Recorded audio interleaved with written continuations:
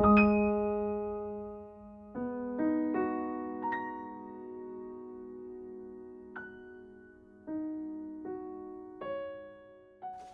mother was born in Ordu, Turkey, which is near the Black Sea.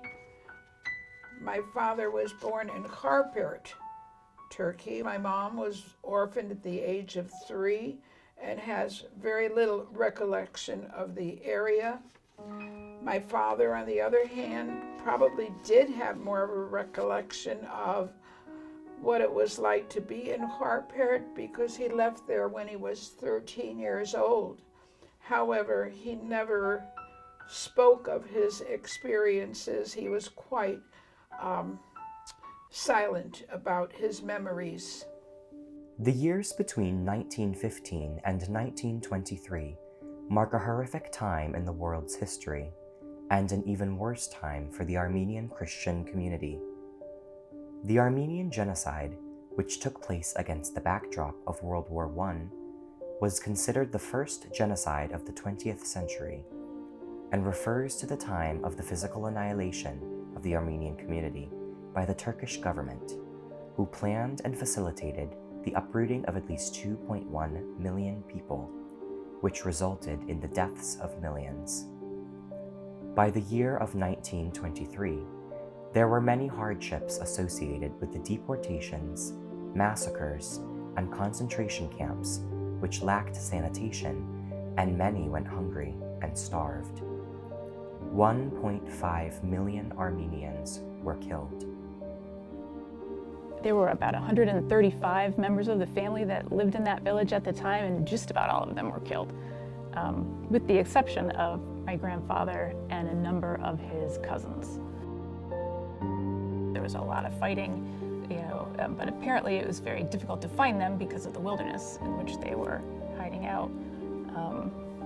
So my grandfather obviously used this knife and potentially other weapons to try to make up for what had happened to his family that was killed. He actually did kill people with it and never wiped it down because, again, to remember everything that he had gone through. He actually felt like someday he'd be able to go back to Armenia and reclaim everything that had been lost. And I think this was, right out there in the middle of the living room to remind him of everything he went through. Generational trauma is trauma experienced through multiple generations and often by all family members. Generational trauma can be experienced in silence. It is taught at a young age and persists throughout the entirety of a family member's life.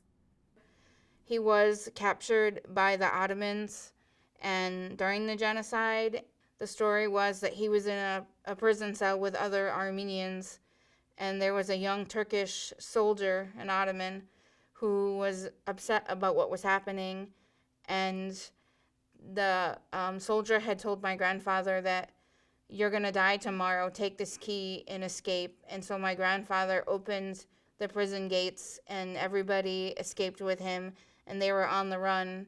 Both of my parents were uprooted from their families at the time of the genocide and had to go on and fend for themselves. Ultimately, both of my parents ended up in orphanages through different routes. The Armenian genocide was nothing more, shall I say, than a painful story that they lived through, and preferred, in my father's case, to not speak of it at all. It is not uncommon for victims of trauma to restrain from speaking about their past. In fact, this phenomenon is called the black hole of memory, representing the way that trauma takes root deep inside a person and hides from the light of day. These suppressed memories can cause trauma that is passed down through generations. My mother and father were both survivors of the genocide. They are strikingly unique people and had incredible experiences which brought them face to face with danger, with horrendous conditions and great depravity. They had to be resourceful, they had to be courageous, they had to make split-second decisions, which would be life-altering decisions, and they had to decide immediately who they would trust and who they would not trust. My mother said her grandparents, they wouldn't talk about the genocide. They would keep quiet about it. She remembers her grandfather and other family members, the men would be in the kitchen and they would just like have these flashbacks and they would start shouting, the Turks, the Turks. And they would get sad after and they would start shaking. While the horrors of generational trauma will still remain, the steps to addressing the black hole of memory and the pain it holds are the most important in moving on. When families begin to unpack the black hole, when the Armenian community begins to address the genocide committed against them, it begins a process of learning, understanding, and most importantly, healing, to move forward out of the darkness and into the light.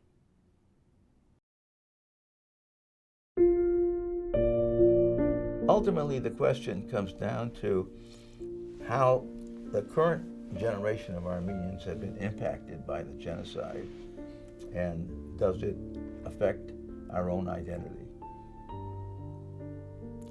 I think the answer to that has got to be an overwhelming yes. Of course it does. It's part of our past, and what was the past comes to the present and looks to the future.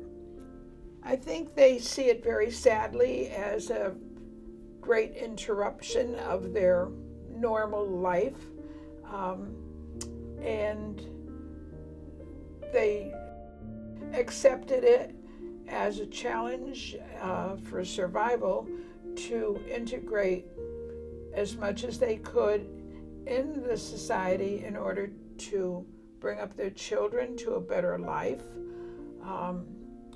to work, to learn the English language as quickly as possible, to become citizens of this country. You're never a stranger when you walk into an Armenian community. If they know you're Armenian, they love you already, and you're probably related. It's important to look back and say, what led up to that? What could have been done to prevent that? And how can we heal since then?